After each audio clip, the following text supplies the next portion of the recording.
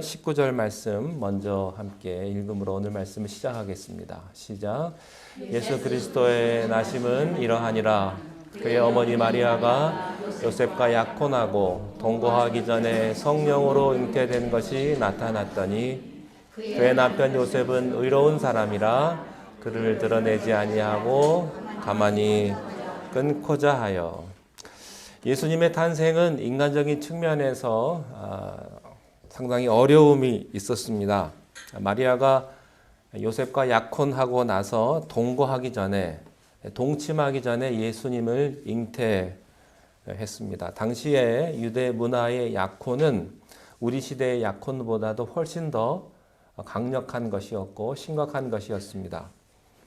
유대 결혼은 먼저 양가의 동의로 약혼이 성립되고 난 다음에 보통 한 1년 정도의 약혼 기간을 가지게 되는데 이때는 동침만 하지 않았을 뿐이지 남편과 아내로 그렇게 불리웠습니다. 결혼과 동일한 그런 법적인 효력을 갖고 있었기 때문에 만약에 파혼을 하면 반드시 이혼장을 써줘야만 했습니다. 이 기간 동안에 약혼자가 순결을 이루면 율법에 보면 돌로 쳐 죽여도 된다고 하는 그렇게 심각한 죄가 바로 여기 있었던 것이죠. 물론 마리아가 성령으로 잉태되긴 했습니다만 하지만 사람들이 그것을 어떻게 이해하겠습니까?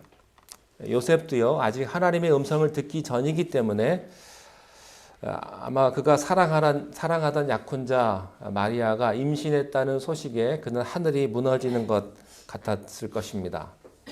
이것을 내가 어떻게 받아들여야 하느냐, 배신감과 절망감에 사로잡혔을 것입니다.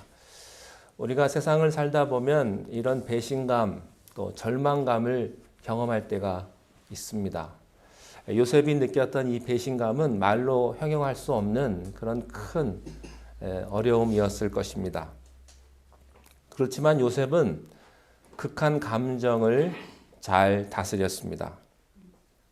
주위 사람들에게 알리지 않고 조용하게 끊어내고자 했다 하는 말은 조용하게 파혼하고자 했다라는 뜻입니다. 19절 말씀해 보니까 요셉을 뭐라고 칭했냐면 의로운 사람이다 라고 이야기를 했습니다. 여기서 말하는 의로운 사람이란 우리가 보통 착한 사람이다, 선한 사람이다 이런 뜻이 아닙니다. 성경에서 말하는 의로운 사람이란 하나님과 관계가 있는 사람, 하나님과 동행하는 사람, 하나님과 올바른 관계를 가진 사람이라는 뜻입니다. 다시 말하면 요셉은 기도하는 사람이었고 말씀의 사람이었다고 하는 뜻입니다. 그러니까 의로운 사람이었기 때문에 하나님과 올바른 관계를 가진 사람이었기 때문에 이 복잡하고 또 충격적인 상황에 감정적으로 격하게 반응하지 않을 수 있었습니다. 자, 요셉은 마리아가 성령으로 잉태한 사실을 어떻게 알았을까요? 마리아가 말해줬으니까 알았겠죠. 마리아는 이때 나이가 고작 15살밖에 되지 않는 아주 순수한 그런 티네이저였습니다. 그녀는 진정으로 요셉을 사랑했고 의지했기 때문에 가장 먼저 자기의 남편인 요셉에게 미리 이 사실을 털어놓았습니다. 요셉은 하늘이 무너졌을 거예요. 마리아를 사랑했지만 이 사실을 알고 결혼을 강행하기에는 너무나도 심적 부담이 컸습니다. 성령으로 잉태했다는 말을 그는 이해할 수 없었습니다. 여러분은 이해할 수 있겠습니까? 오히려 그 사실을 알고 나서 마리아가 무서워지기까지 했을 거예요. 어떻게 이런 일이 있을 수 있을까? 보통 평소에 내가 알던 그 여인이 아니구나 라고 생각하면서 아마 마리아가 무서웠을지도 모르겠어요. 그렇지만 워낙 요셉은 기도하는 하나님의 사람이었기 때문에 인간적으로 이 문제를 격하게 해결하지 않고 조용히 파혼함으로써 마리아를 지켜주고자 했습니다. 그랬기 때문에 하나님께서 개입하셔서 말씀하실 수가 있었던 겁니다. 여러분들께서 어떤 감정적으로 참지 못하고 도저히 견딜 수 없는 그런 상황에 빠질 때 격하게 반응하지 마십시오. 참고 인내하십시오. 그래야 하나님이 개입하실 수가 있고요. 그래야 하나님이 그 시간 동안 말씀하실 수 있는 것입니다. 자, 20절 말씀 함께 보실까요? 20절 시작.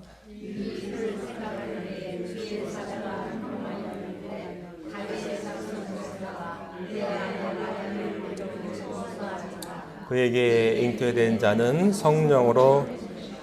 자, 요셉이 이 일을 생각할 때에 이렇게 되어 있습니다. 그러니까 곰곰이 생각을 한 겁니다. 사람이 충격을 받으면 생각을 못 합니다. 왜 그랬을까? 근데 이 어려운 상황 가운데서도 요셉은 곰곰이 생각을 했습니다. 영어 성경에 보니까 after he had considered this 라고 되어 있습니다. 이 일을 아주 깊이 묵상할 때라고 되어 있는 거죠. 요셉이 바로 감정적으로 반응하지 않고 묵상했어요. 기도했다는 겁니다. 침묵과 고요함 속에서 성령께서 자기에게 말씀하실 수 있는 공간을 내어 드린 것입니다. 그러니까 하나님께서 그에게 말씀하실 수가 있는 겁니다.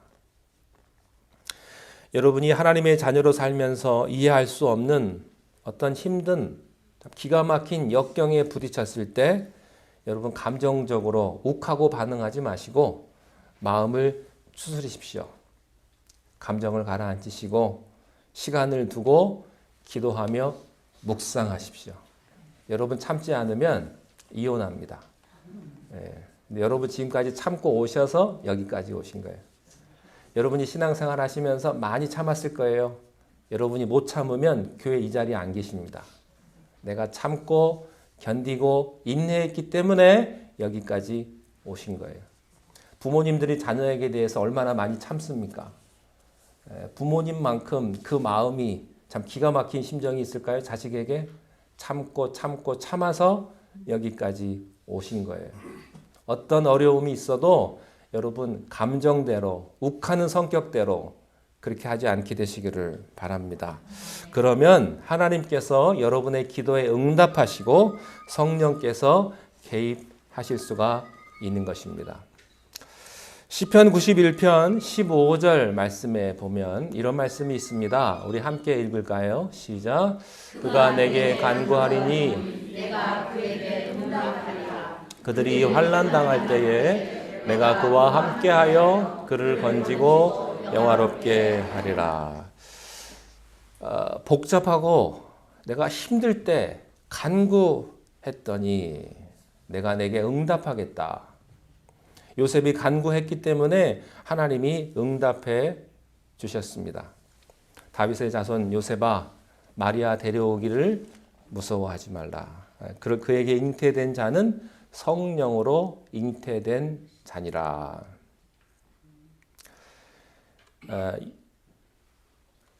요셉이 마리아에게 이미 들은 이야기입니다. 근데 마리아가 해줄 때랑 성령님이 얘기해 줄 때랑은 다른 거죠. 그죠? 우리가 사람에게 들을 때 하고요. 하나님에게 들을 때 하고는 이게 확 다른 거예요. 하나님이 확실히 그 말씀을 해 주시고 해석을 해 주시니까 요셉의 갈등이 딱 끝이 납니다.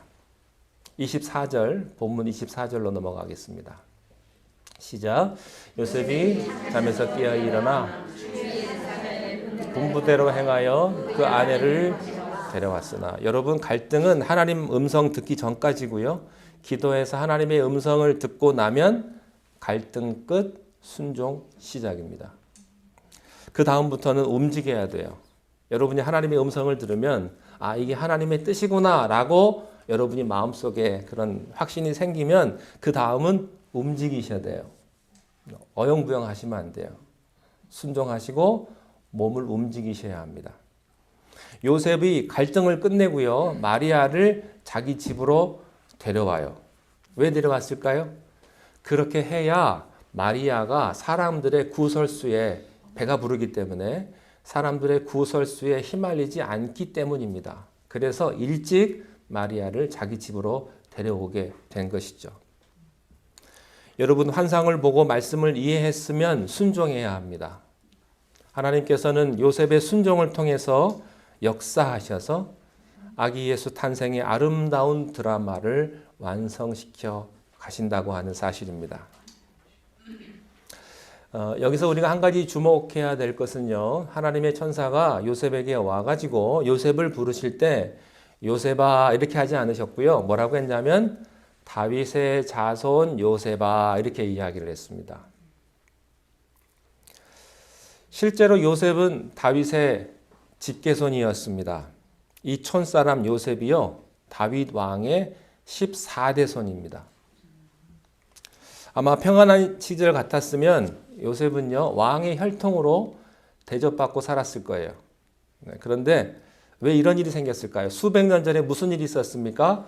바벨론의 침공으로 나라가 완전히 망해버렸습니다. 그래서 왕손과 귀족들 다 죽고 다 포로로 잡혀가고 포로로 흩어지고, 그래서 바벨론에 70년 동안 끌려갔다가 오면서 완전히 민족은 흩어지고요, 쪼개져 버렸어요. 그래서 가세가 기울어져 가지고 다윗의 씨들도 이제 다 흩어져서 어디로 갔는지 찾을 수가 없게 된 것이죠. 요셉도요, 나사렛의 가난한 목수의 그런 가문으로 전락해 버리고 말았던 것입니다. 아무도 요셉이 다윗의 직계 가손이라는 거에 집중하지 않았습니다. 요셉 자신도요, 하루 벌어서 하루 먹기 바쁘기 때문에 그런 거에 별로 신경 쓰지 않았던 것 같아요. 그러나 사람은 잊어버려도 하나님은 잊어버리지 않습니다. 하나님은 여러분 속에 흐르는 하나님의 사명을 잊지 않으신다고 하는 사실입니다. 예수님은 성령으로 잉태되셨지만 예수님의 육체의 아버지가 될 요셉만은 하나님의 약속대로 다윗의 혈통이어야만 했어요. 하나님 마음에 합한 사람, 다윗. 이스라엘 500년 역사의 왕조의 기초를 닦은 사람, 다윗입니다. 그 위대한 왕 다윗이 예수님의 조상이었습니다. 그뿐만 아닙니다. 마태복음 1장 1절에 보면 아브라함과 다윗의 자손 예수 그리스도라고 되어 있습니다. 다윗 왕에서부터 또다시 14대를 거슬러 올라가면 아브라함이 나옵니다.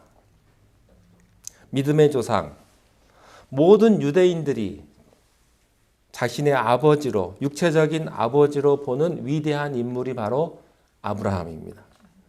그러니까 예수님께서 아브라함과 다윗의 자손 예수 그리스도라고 하니까 그것만 보면은요, 굉장히 예수님이 성골 중에 성골이고 왕족 중에 왕족 집안 같아요. 그러나 한꺼풀 벗겨보면 아브라함과 다윗 또한 참 결점이 많은, 흠이 많은 그런 죄인들이었다고 하는 사실입니다. 여러분, 믿음의 조상 아브라함은요, 거짓말을 잘했습니다.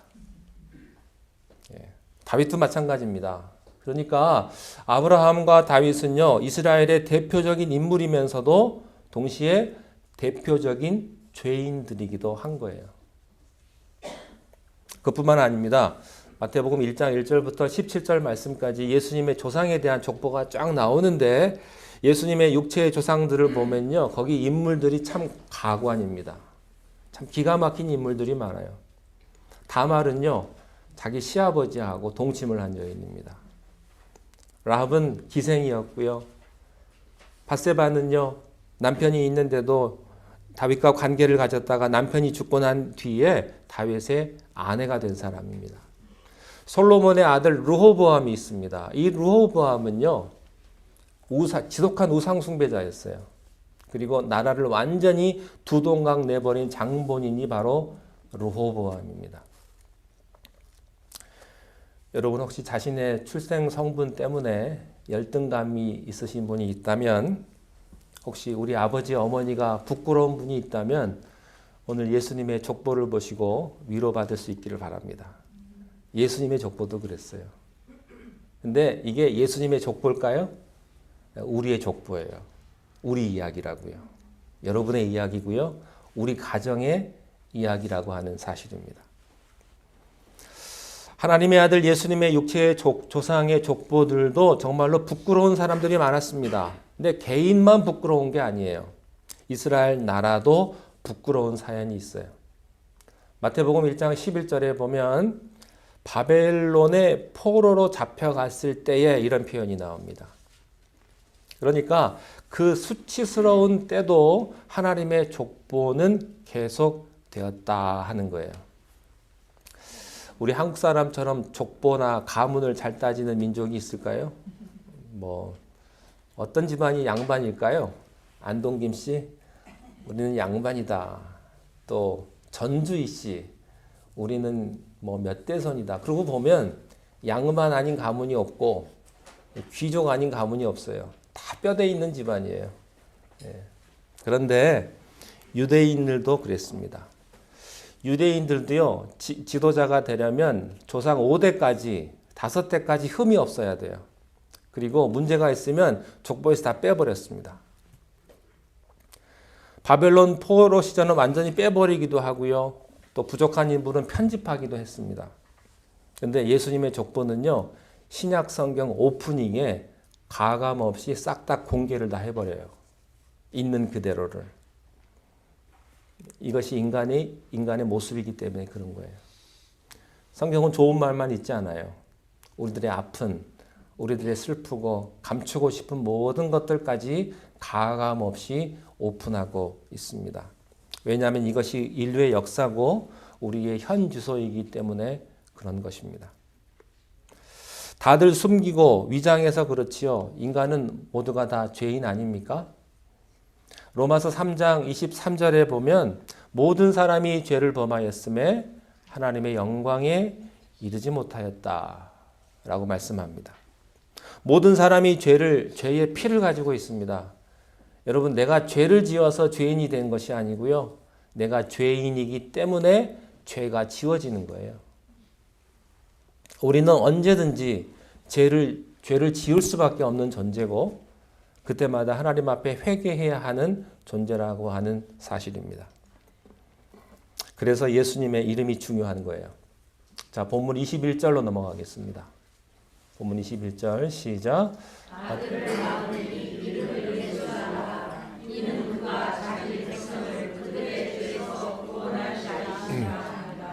자, 예수님의 이름 안에 예수님의 사명이 있습니다. 자기 백성을 죄에서 구원할 자. 그것이 예수라는 이름의 뜻인데 원문을 더 정확하게 번역하면 이겁니다. 오직 그만이 자기의 백성을 그들의 죄에서 구원할 자다. 구원자는 오직 예수 한 분뿐이십니다. 여러분, 인간의 모든 문제는 죄 문제입니다. 예수님의 족보에 나오는 이 허물투성이 인간들의 족보는 바로 죄로 물든 인류의 역사의 압축판이에요. 그래서 이 죄 문제를 해결할 수 있는 예수 그리스도께서 인간의 역사에 인간의 육체를 입고 들어오신 것입니다. 예수님의 육체의 족보는 죄인들로 가득 차 있지만 반대로 예수님의 영의 족보는 하늘 아버지의 영광으로 가득합니다. 예수 그리스도 안에 흐르고 있는 그 영광의 피가, 거룩의 피가, 은혜의 힘이 아브라함과 다윗의 자손에 흐르는 죄의 피를 능히 커버하고도 남게 되는 것입니다. 여러분, 흰눈이 내리면요, 세상을 다 덮어버리듯이 우리는 죄 많고 참 허물이 많은 존재지만 하나님의 그 은혜가, 주님의 은혜가 우리의 모든 죄 가운데 덮여서 우리를 하얗게, 우리를 깨끗하게 만들어 주시는 것입니다. 그것이 바로 아기 예수의 은혜입니다. 예수님은 자기 백성을 죄에서 구원하신다고 했습니다. 여기서 주목해야 될 것은 모두를 구원하시는 것이 아니라 예수님이 선택한 하나님의 백성을 구원하신다고 하는 거예요. 예수님은 우리를 죄에서 구원할 자가 되시는 것입니다. 자, 23절 보겠습니다. 시작. 보라 처녀가 잉태하여 아들을 낳을 것이요 그의 이름은 임마누엘이라 하리라 하셨으니 이를 번역한즉 하나님이 우리와 함께 계시다 함이라. 처녀가 잉태하여 아들을 낳으리니 그 이름을 임마누엘이라고 하리라. 이것은 700년 전 이사야 선지자를 통해서 주셨던 하나님의 말씀이에요. 히브리어에 보면 하나님의 이름에 많은 표현들이 있습니다. 엘샤다이, 전능하신 하나님, 여호와 이레, 준비하시는 하나님, 여호와 라파, 치료하시는 하나님, 이런 이름들이 있는데 가장 위대한 이름은 아기 예수의 탄생과 함께 우리에게 주신 이름 바로 임마누엘. 하나님이 우리와 함께 하신다. 여러분, 세상의 가장 큰 선물은요, 나를 주는 거예요. 자기 자신을 주는 겁니다. 그것이 최고의 응답입니다. 그래서 임마누엘의 하나님이 내게 오시면 나의 모든 게 해결됩니다. 내가 사망의 음침한 골짜기를 다닐지라도 임마누엘 하나님이 함께 하시면 우리는 넉넉히 이길 수가 있는 것입니다.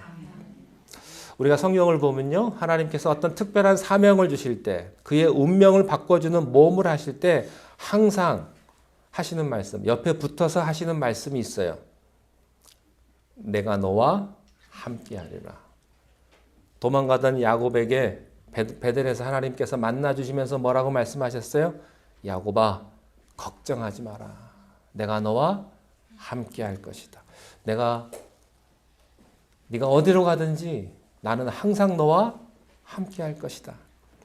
모세가 죽은 뒤에 새 지도자가 되어서 벌벌 떨고 있던 여호수아에게 하나님 말씀하세요. 두려워하지 말라. 강하고 담대하라. 내가 어디로 가든지 너와 함께할 것이다. 그 말 한마디면 충분합니다. 그때 여호수아는요, 고개를 끄덕이며 돌진합니다. 예수님께서 승천하시기 전에 지상 명령을 주셨죠. 너희는 땅끝까지 이르러 아버지와 아들과 성령의 이름으로 세례를 주고 제자를 삼아라. 볼지어다 세상 끝날까지 내가 너희와 함께 할 것이다. 여러분, 그 말 한마디면 충분합니다. 그래서 베드로뿐만 아니라 다른 모든 제자들이 자기들의 목숨까지 바치게 되는 거예요. 어떤 힘든 상황 속에서도 하나님이 함께 하신다고 하는 이런 약속만 있다면, 임마누엘 하나님의 임재가 있다면 절망 속에서도 소망의 꽃이 피어날 것입니다. 그것이 바로 크리스마스에 아기 예수님이 오신 임마누엘의 뜻입니다.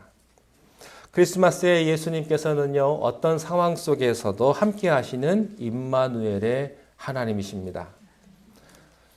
저 높고 먼 곳에만 계시는 줄 알았던 예수님께서 바로 우리 곁으로 숨소리가 들리는, 헤드폰 소리도 들리고 사탕 소리도 들리고 다 들을 수 있는 바로 우리 곁으로 예수님이 오셨다고 하는 사실이에요. 아직도 세상은요, 전염병과 전쟁과 테러와 폭력과, 우리 미셸 권사님은 자동차가 2번이나 유리창이 깨져가지고 얼마나 속상한지 모르겠어요. 세상은 그래요. 세상은 참 힘이 들고요. 그러나 하나님은 임마누엘의 하나님으로 우리와 함께 하십니다. 네가 사망의 음침한 골짜기를 다닐지라도 내가 너와 함께 할 것이다. 함께 할 것이다. 여러분, 이 음성을 다시 한번 마음에 새기시고 이 모진 세상 다시 한번 기쁨과 능력으로 살아가는 것, 이것이 바로 크리스마스의 축복인 줄 믿습니다. 아멘. 기도하겠습니다. 하나님, 우리가 힘들고 어려운 세상에 살지라도 항상 우리와 함께 하시는 임마누엘의 하나님을 의지하며 그 말씀을 믿고 섬기며 주님 주시는 힘과 능력으로 우리가 이 세상을 승리하며 살아갈 수 있도록 축복하여 주시옵소서. 연약한 중에 하나님의 강함과 가난한 중에 하나님의 부요하심을 우리가 다 경험하게 하시고 살아 역사하시는 하나님의 놀라우신 은혜와 기적을 우리가 매일매일 경험케 하여 주옵소서. 예수님 이름으로 기도하옵나이다. 아멘.